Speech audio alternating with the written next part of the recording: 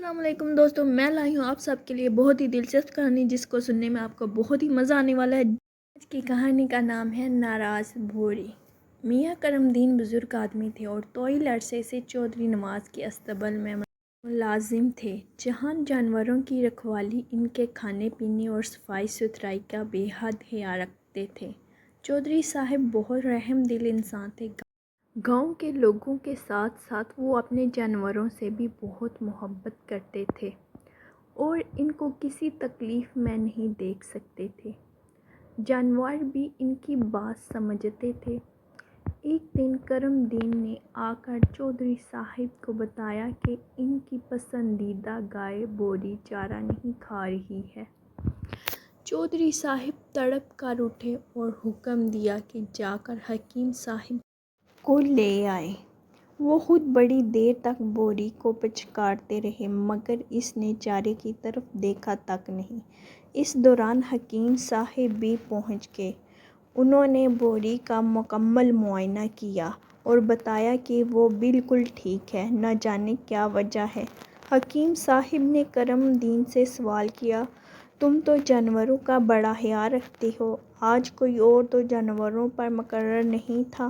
کرم دین نے کہا، جی ہاں حکیم صاحب، آپ بالکل ٹھیک کہہ رہے ہیں، مجھے آج جانوروں کا چارہ لینے جانا تھا۔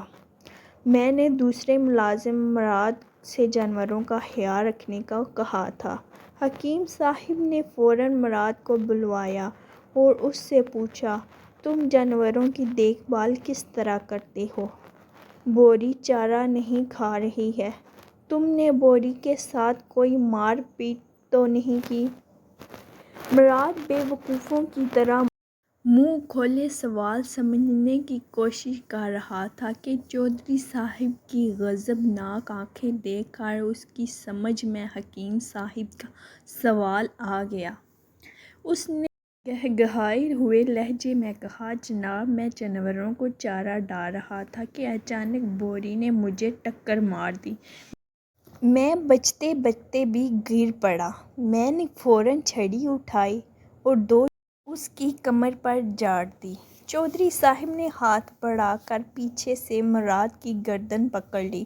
حکیم صاحب نے مشکل سے انہیں ٹھنڈا کیا اور مراد سے کہا، بیٹا انسانوں کی طرح جانوروں میں بھی عزت نفس کا مادہ ہوتا ہے، وہ تم سے ناراض ہے اس لیے چارہ نہیں کھا رہی ہے۔ مراد نے سادگی سے کہا، حکیم جی بوری نے پہلے مجھے ٹکر ماری تھی۔ مراد کی بات پر سب ہنس پڑے۔ حکیم صاحب نے مسکراتے ہوئے کہا، بے وقوف انسان!